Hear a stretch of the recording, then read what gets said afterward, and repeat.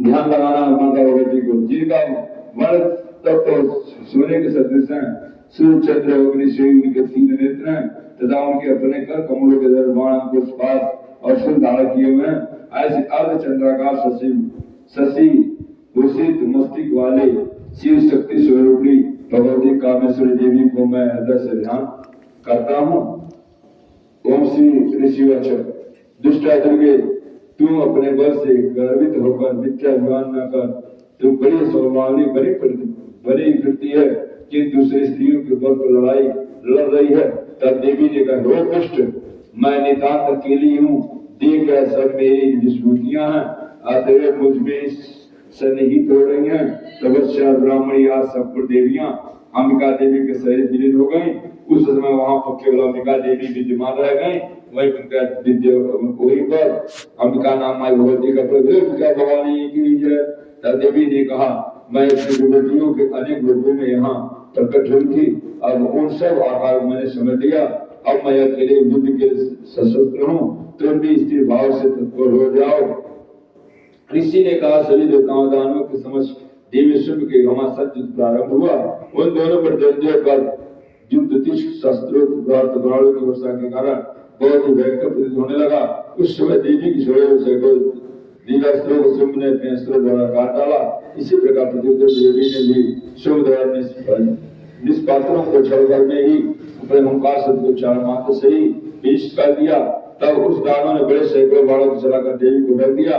ऐसा देखकर कभी देवी ने अपने बाण से उसके धनुष को धनुष कर जाने पर दैत्यराज ने हाथ में शक्ति उठा ली, तीन चक्र के द्वारा शक्ति को भी कर्दित कर दिया।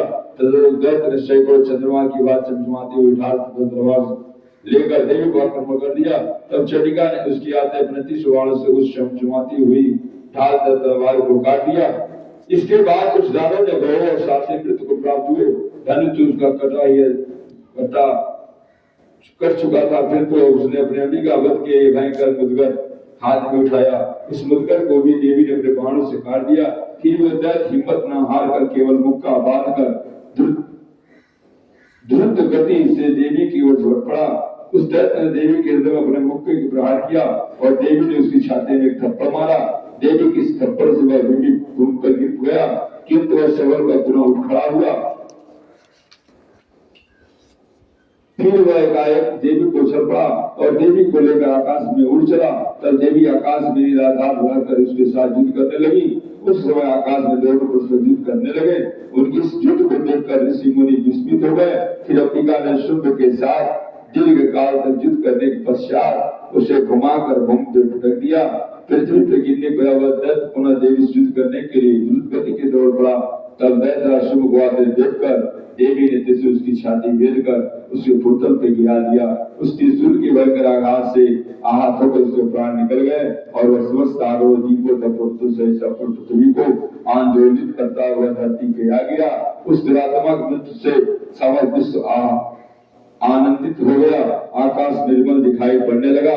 अभी जब तक वह था शुंभ निशुंभ, तब तक एकदम अंधेरा ही अंधेरा था। उत्पात सूचक में और पुल का पात सभी शांत हो गया। नदियां भी अपनी स्वाभाविक गति से, जब लोगों ने नदी उल्टा बह रहा था, जब मर गया तो नदी फिर सीधा गति से बहने लगी। उस दैत्य का क्षय होने से सभी देवियों को अपार हर्ष हुआ, खुशी का ठिकाना गंधा गंधवादी मधुर गान करने लगे। इति मरकंडे बाण सवारी मनोत्र देवी महात्म्य सोमोदर नामक श्लोकाय समाध हुआ। 4 श्लोक का एक श्लोक का 27 एवं 32 एवं मात्र 575 श्लोक संपन्न हुआ। कथा के माध्यम से अन्य गंधर्व वाद्य वादन करने लगी, पवित्र गाय करने लगी, सूर्य की मलिनता दूर होकर प्रभा चमकने लगी, अग्निशाला की बिजली होगी प्रज्वलित हो गई। दसवां दिशा बुझने वाले विष्णु शब्द भी शांत हो गए। अग्नि सलवा में अगिया लगल है, आग रहे अगियो बुझ गए लोगों को से। हाँ, इतना बड़ा वहां पर प्रतापी वो सुन सुनता। उसके बाद समय दिशाओं में घूमने और भी शब्द शांत हो गए। इस प्रकार मार्कंडेय पुराण के स्वारी मनोत्तर कथा का अंतर्गत देवी महत्व में वर्णित शुंभ वध नामक 10वां अध्याय समाप्त हुआ। बोले आनंद कंद भगवान की जय।